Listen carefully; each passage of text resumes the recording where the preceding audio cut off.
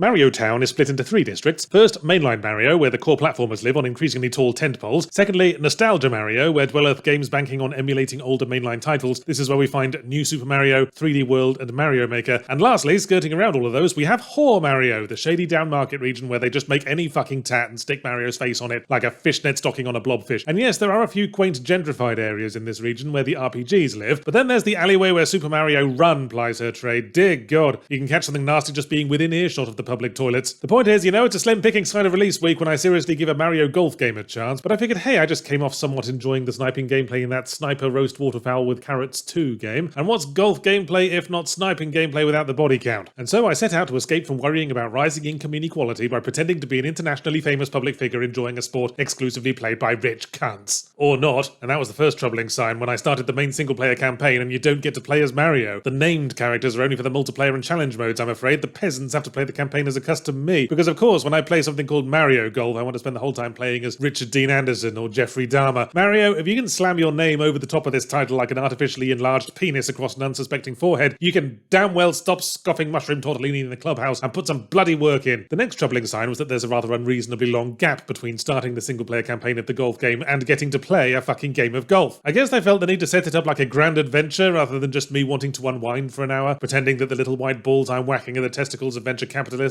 So you get plonked into a sort of hub-town area and some watery plot is established with you being grouped up with three rivals, who appear to be the first three random Mario enemies that the developers could grab from the communal asset bin. After that, there's bugger all to do in the hub-town except interact with passers-by, from which banal golf-centric dialogues drop like dry cowpats from their constipated face rectums. Then it's several rounds of mandatory tutorials before we may proceed. Like golf gameplay has gained much nuance in the last 20 years. Choose angle, account for wind, press button, adjust stupid trousers, press button again. And then after all that, right before the actual golf starts, the game goes, oh, we forgot to mention all the golf from now on is speed golf, as in you have to play within a timer and sprint to your ball for each shot while all the other players get in the way. Fair enough, be careful what you wish for, some golf is happening now. Fair enough, shouldn't expect a relaxing sedentary experience from something aimed at kids these days, who can't pay attention to a raging house fire unless it's somehow themed around SpongeBob fucking SquarePants. But from the way we get chucked without warning into 9 holes of speed golf makes me feel the game is paced like absolute dog shit. Reject Wii Sports dog shit with a general air of half-hearted jank, like it couldn't even be bothered to erase the perspective lines. So I kicked it in the head fairly swiftly, and went looking for indie games instead. And since I was put in a bad mood by Mario Golf's happy, brightly coloured commercialism, let's look at something gloomy, violent, and nihilistic to cheer myself up. Ender Lily's Quiet as of the Night has absolutely no connection to Mario Golf Super Rush, unless we want to call this the games whose full titles I struggle to commit to memory double bill, and is yet another attempt at 2D platformer Dark Soulsing. So you know what that means. Any moment spent not dodge rolling through an enemy is a moment closer to fucking up. Oh, and we're a small child in a scary world as well. All we need now is some anime tits, and this game could officially represent indie games at the Olympics. In classic Dark Souls fashion, we're in a ruined medieval kingdom where everyone's gone undead and hostile, and ooh, can I take a stab at what the main villain will turn out to be? Is it the Darkness?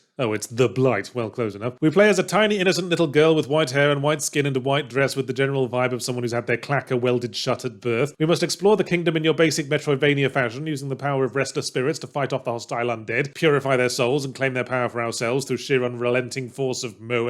If you think I've sounded a bit dismissive so far, then fair enough. Dismissive is kind of my default tone. Probably why they never asked me back to judge that children's art competition a second time. But the guiding principle at work in Ender Sillies is that if you can't be original, at least do everything right. So while yes, it's a bit Dark Souls and no small bit Hollow Knighty and quite a large bit Salt and Sanctuary-y, and the borrowing a wide variety of attacks from defeated enemies is significantly more than a bit Castlevania Aria of Sorrow-y, it all fits together rather well. It's as colon-blastingly difficult as you might expect of a game where the enemy has 10 million swords, halberds, and buggering sticks of every size and shape, and you only have a positive attitude and the dress your mum made you wear to church, but its generosity with its checkpoints is proportional to its stinginess with consequences for death. The boss fights pull off the right balance in that they seem insurmountable the first time you skip into the arena and get your petticoats nailed to the wall, but as you learn their patterns and find the best combination of powers to counter them, they gradually come apart like a headboard in a honeymoon suite. But it's the context that makes it for me. You're not just killing bosses, you're purifying corrupted knights, reminding them of their vow to protect little doe-eyed white chocolate porcelain figurines like the main character, and enlisting them to fight by your side, adding a through line of emotional storytelling to the standard gameplay that I found rather effective. In all, there's only one aspect of Ender's game Quietly Nightly that I dislike, and that's the animation. I get that some games can't commit to lovely frame-by-frame 2D animation because the art style has a lot of gritty detail and we're hoping to glimpse the sun again at some point in our lives, so instead they create animation by rendering everyone's body parts separately as static images and rotating them as needed, but it always looks so stiff and puppety, and rather at odds with the grim, serious tone of the plot. Feels like reading Requiem for a Dream adapted to pop-up book.